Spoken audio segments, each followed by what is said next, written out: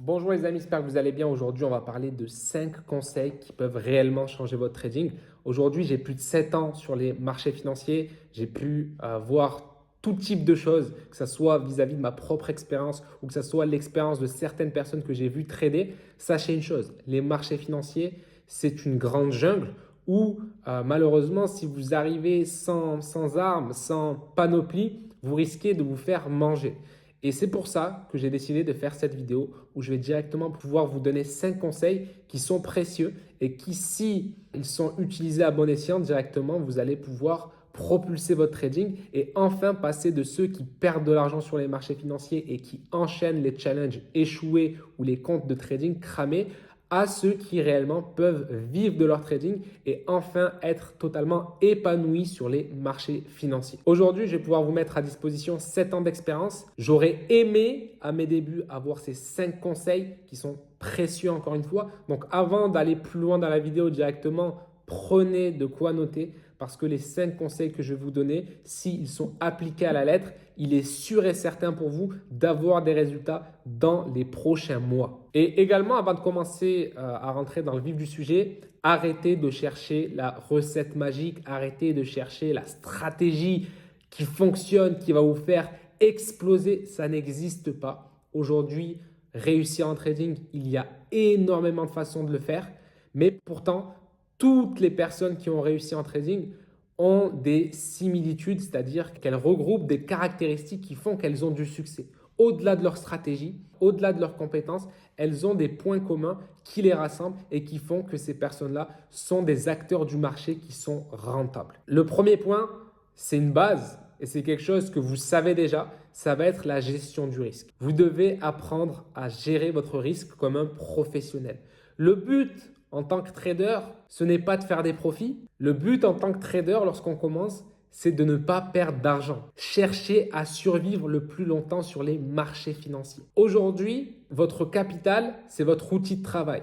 Si vous êtes précipité sur les marchés, si vous êtes dans l'euphorie, dans l'excitation et que vous prenez par exemple 30 trades dans une journée, il est possible qu'en l'espace d'une journée, que vous puissiez perdre la totalité de votre capital. J'ai déjà vu des gens cramer leur capital de trading en moins de 24 heures et c'est quelque chose qui est souvent connu lorsqu'on parle à des débutants. Il y a des gens qui crament très rapidement. Une, deux, trois positions, leur compte de trading devient totalement liquidé. Mais aujourd'hui, en tant que trader, votre outil de travail, c'est votre capital. Si demain, vous n'avez plus de capital, vous ne pouvez plus travailler.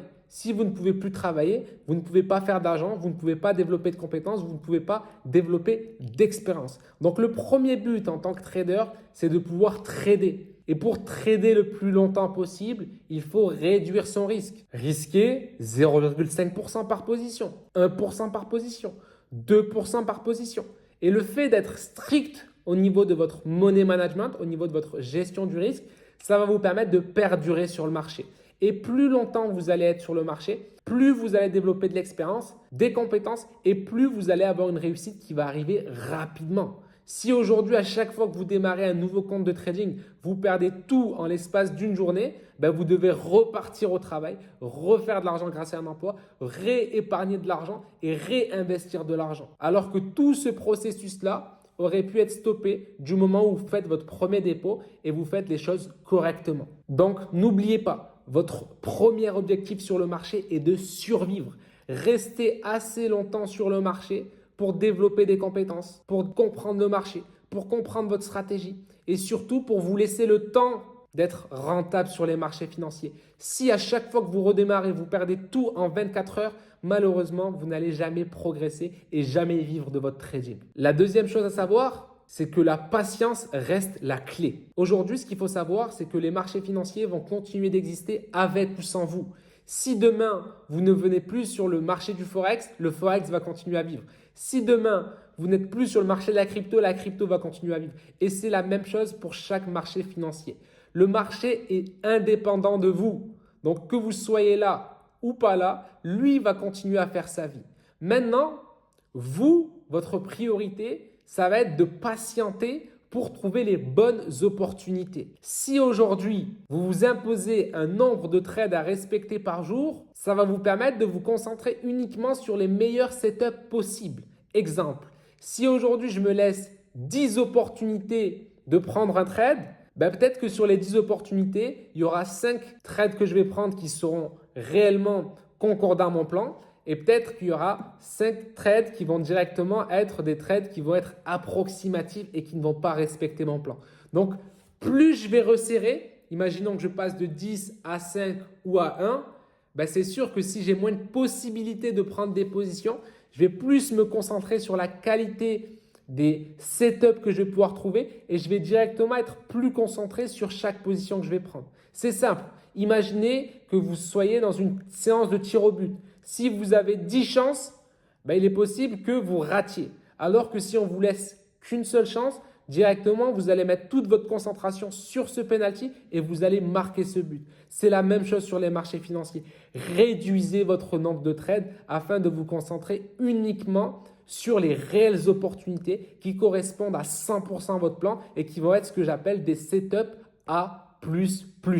Arrêtez de prendre des positions qui sont approximatives à votre plan et commencez à trader uniquement ce qui est du A++ et vous verrez des résultats beaucoup plus significatifs. Le troisième conseil, ça va être d'apprendre à accepter la perte. On vit dans un monde qui est binaire.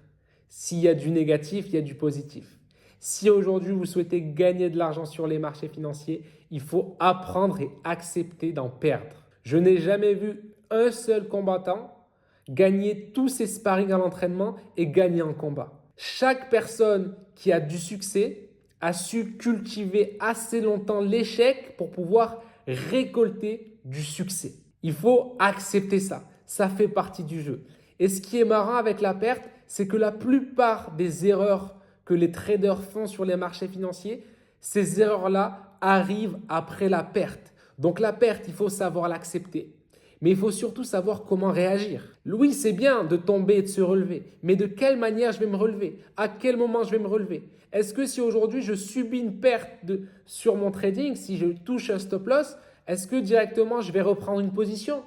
Ou est-ce que plutôt je vais prendre du repos, prendre un pas en arrière pour pouvoir mieux avancer? Ne cherchez pas à directement patcher vos erreurs. J'ai une perte, je ne vais pas penser à la récupérer maintenant.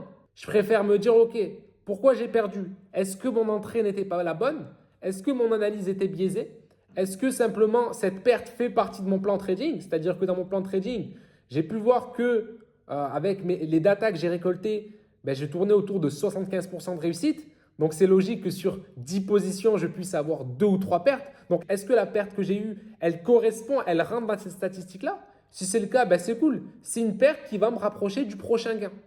Donc pas de panique. Par contre, si cette perte-là, elle est liée à un manque de patience, à un manque de compétences, à un non-respect de mon plan, là, je me pose les bonnes questions et je revois ma stratégie, je revois ma psychologie et je repars de l'avant. Mais je ne cherche pas à directement patcher cette erreur, patcher cette perte.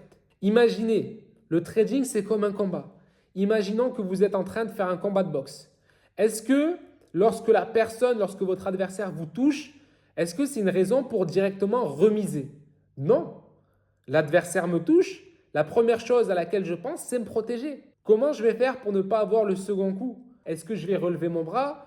Est-ce que je vais pouvoir le contrer? Il y a plusieurs options qui s'offrent à moi. Mais je n'ai pas uniquement le fait de rendre un coup parce que j'ai pris un coup. Donc sur les marchés financiers, c'est la même chose. Ce n'est pas parce que j'ai subi une perte que automatiquement je vais chercher une nouvelle opportunité qui va me permettre de patcher cette perte. La plupart des erreurs qui sont commises par des traders sont commises à l'issue d'une perte. Le meilleur conseil que je peux vous donner, c'est après une perte, se poser une question. Est-ce que cette perte-là fait partie de mon plan trading? Si c'est le cas, c'est cool, c'est bon, c'est cohérent, je continue, je suis sur la bonne voie. Et si cette perte-là ne fait pas partie de mon plan trading, je me remets en question et je prends du temps avant de prendre mon prochain trade. C'est aussi simple que ça. Et c'est pour ça que j'aime bien parler du fait de prendre une seule position par jour. Parce que si aujourd'hui ma position elle est gagnante, je reviens demain. Et si ma position elle est perdante, je reviens demain avec une nouvelle motivation, une nouvelle discipline et de nouvelles opportunités. Je passe à la suite. Ok?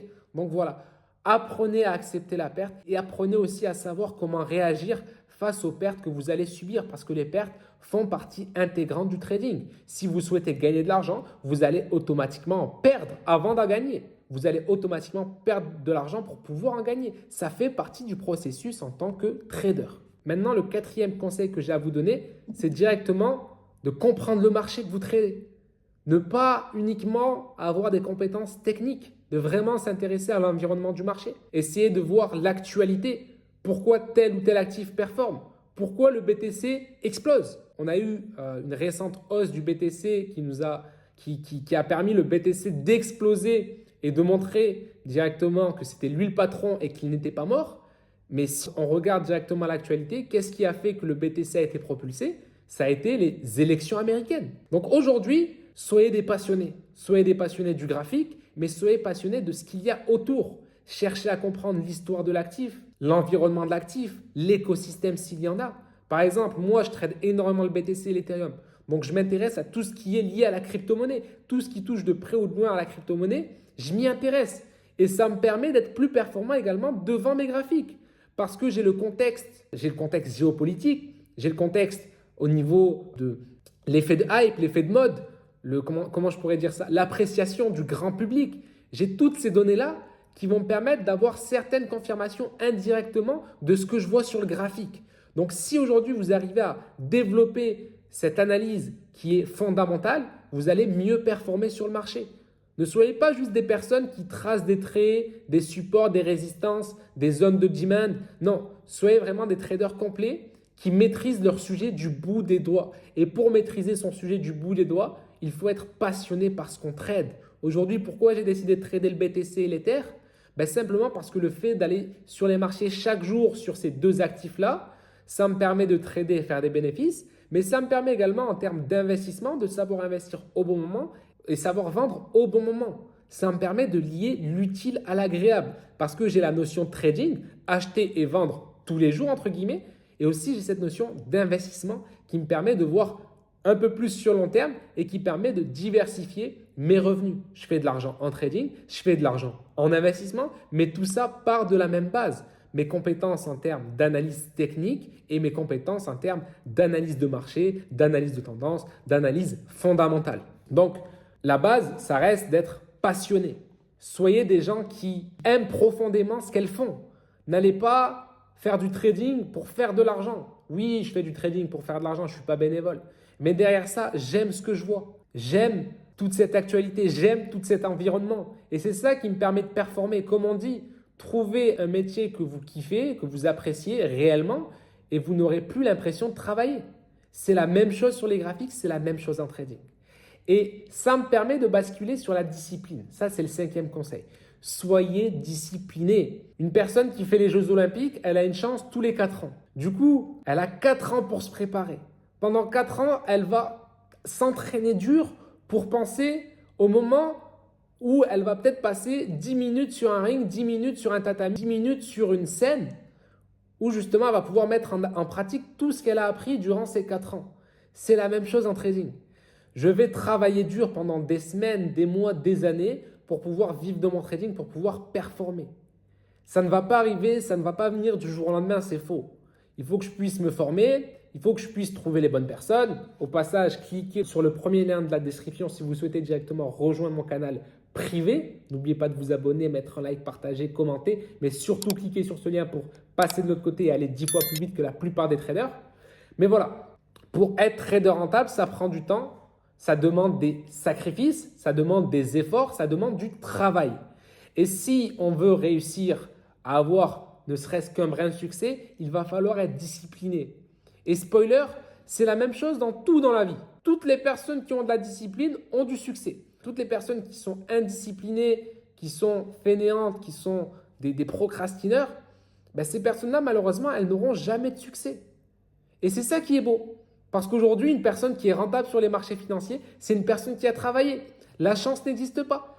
Vous pouvez faire de l'argent par chance, mais tôt ou tard, le marché reprendra cet argent-là. Donc, les personnes qui perdurent à travers les années, ce sont des personnes qui ont travaillé et c'est ça qui est beau. Dans les marchés financiers, il n'y a pas de place pour le talent. Il y a de la place seulement pour ceux qui travaillent dur tous les jours et qui n'abandonnent pas. Les personnes qui sont rentables, ce sont des personnes qui sont tombées maintes et maintes fois et qui se sont à chaque fois relevées. Et c'est ça qui est beau. Parce que le travail sera toujours récompensé.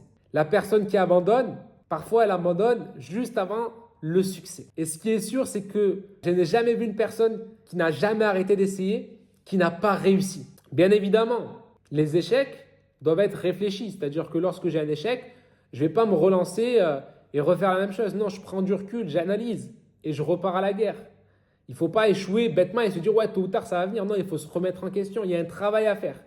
Mais pour faire simple, la discipline, ça va être le maître mot. Si vous êtes discipliné, automatiquement, vous êtes patient. Si vous êtes patient, automatiquement, vous pouvez être discipliné. Et si vous avez ces deux catégories-là, automatiquement, le travail va suivre et les résultats vont venir. Donc voilà les amis, c'était les 5 conseils qui sont pour moi les plus importants pour avoir de la réussite. Et sachez une chose, je sais que parmi ceux qui vont regarder la vidéo, il y aura peut-être que 5% qui vont être sur les marchés financiers dans les prochaines années. Mais la vidéo est faite pour ces personnes-là. Et prouvez-moi que vous êtes de ces personnes-là. C'est-à-dire que je vous mets au défi d'enregistrer cette vidéo et de revenir commenter cette vidéo dans quelques mois et dire « Ok, j'ai pas lâché, je suis encore là. 8 mois, 2 ans, 3 ans après, je suis encore là et je te mets un commentaire simplement pour te dire que j'ai vu ta vidéo, j'ai appliqué tes 5 conseils et j'ai pu vivre de mon trading. Je te remercie. Et là, je serai heureux parce que cette vidéo-là aura impacté la vie positivement d'au moins quelques personnes. Donc, en résumé, on se retrouve avec 5 conseils qui sont très simples mais très compliqués à appliquer en réalité. Le premier, ça va être de savoir gérer son risque comme un pro. Le deuxième, ça va être de comprendre que la patience, ça reste la clé de la réussite. Le troisième, ça va être d'apprendre à accepter la perte et savoir comment réagir face à une perte. Le quatrième, s'intéresser au marché, à l'environnement du marché et pas seulement qu'à la stratégie en elle-même. Et le cinquième, ça va être d'être discipliné. N'hésitez pas à me mettre en commentaire si vous avez un conseil que j'ai oublié. N'hésitez pas directement à me dire quel est le conseil le plus dur à appliquer par rapport aux 5 que j'ai pu vous donner. Et n'oubliez pas de liker, partager, commenter cette vidéo. N'oubliez pas que le trading est un marathon et non un sprint. N'oubliez pas également de vous abonner à ma chaîne Telegram où vous allez pouvoir recevoir des conseils de façon quotidienne. On se retrouve très rapidement pour une prochaine vidéo. C'était Hulk, prenez soin de vous.